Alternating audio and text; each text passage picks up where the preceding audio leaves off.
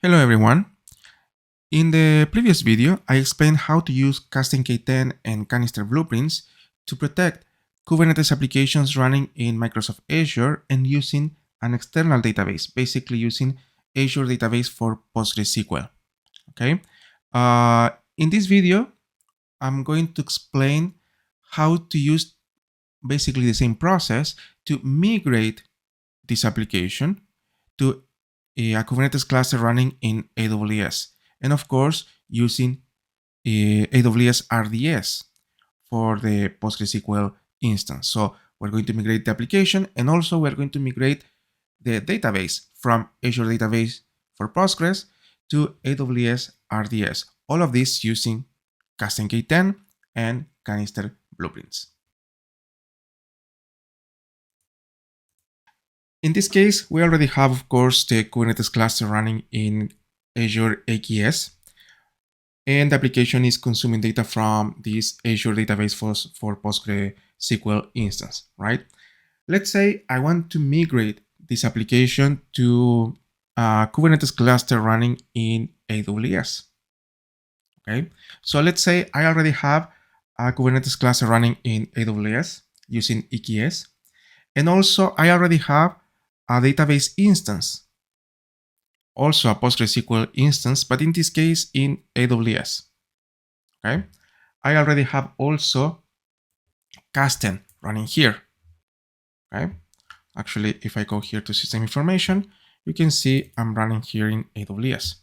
Okay, the other Kasten is running here in Azure. Okay, so let's say I want to migrate this application from Azure to AWS. Can I do that with Kasten? Of course you can do that. You can migrate the application including the database data.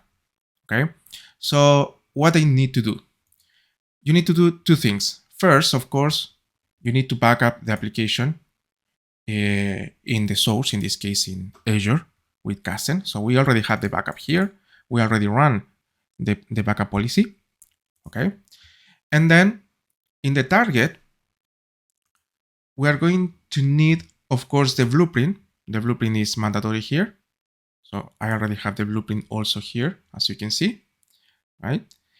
But also I'm going to need a transform, because of course, the application, when it's migrated to AWS, is going to need to connect with the PostgreSQL database instance running in AWS RDS, not in Azure anymore.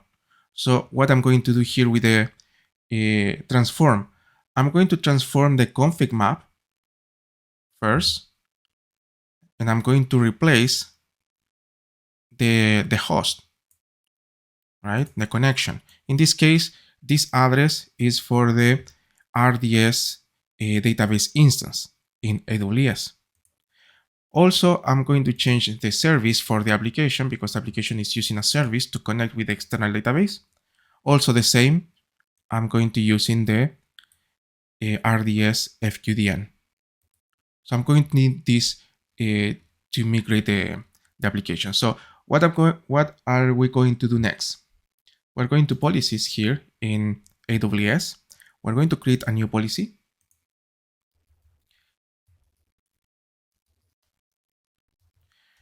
We're going to put a name, whatever name you want. And then you're going to click here in import. Okay. And in this case, I'm going to ask to restore the application immediately after the import. Okay. And of course, I need to apply some transformations.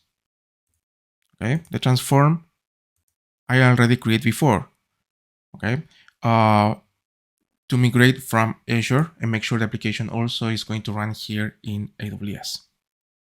Okay. Then, how often I want to run this import?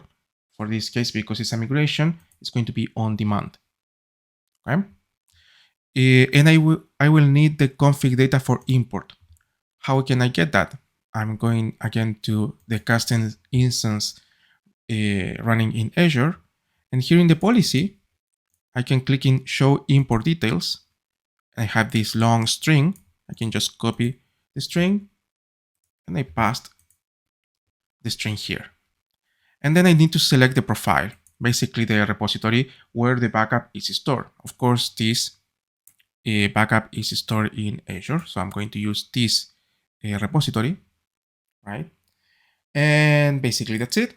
I can just create the policy, okay?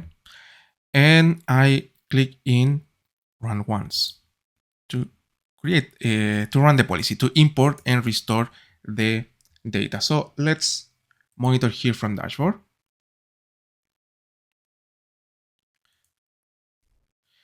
You can see the import is already complete. It means the restore point was imported to Kasten, but now, of course, it needs to be restored. So one thing is the import, and a separated thing is the restore itself. So let's wait for a minute. So now you can see there is another task running, and this task is going to be a restore.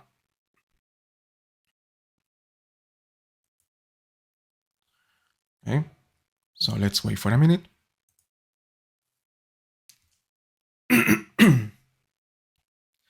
Okay, so you can see here the restore is complete. How can I do that? How can I check? If I connect via SSH, I can see here if there is a new service, and actually here there is a new service created 31 seconds ago to connect with the application. This is the load balancer for the application. I can also get the pods for the application in the stock demo namespace.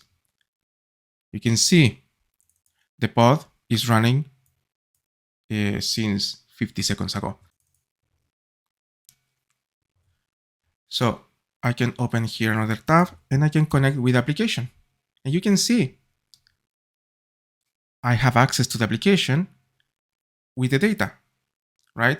The data is not exactly the same as if I connect to the application running in Azure. It's a bit different because I just made a change some minutes ago to change this product, right? But the rest is just the same. This is because, of course, the backup was run before I made this change. So how can I synchronize this? Very easy. I just need to back up again the application. It's going to create a new restore point. So let's check this.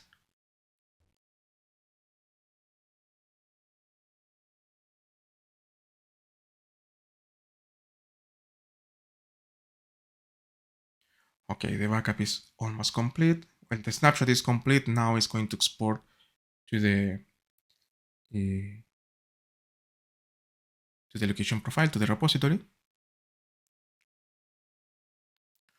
Once it's complete, we're going to go to Kasten in AWS, and we're going to import again the application. Okay, so let's wait for a minute.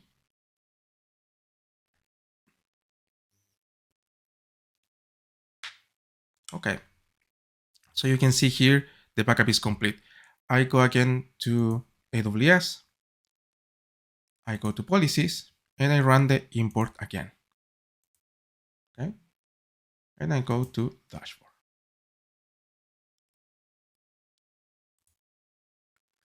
So now the backup is being imported. The restore point was already imported, and now of course it needs to be restored.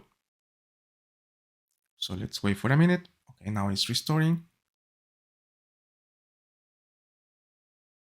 So, okay, it's already restored. If I go here to the product and I refresh, oh, you can see the data now is synchronized. It's exactly the same as here.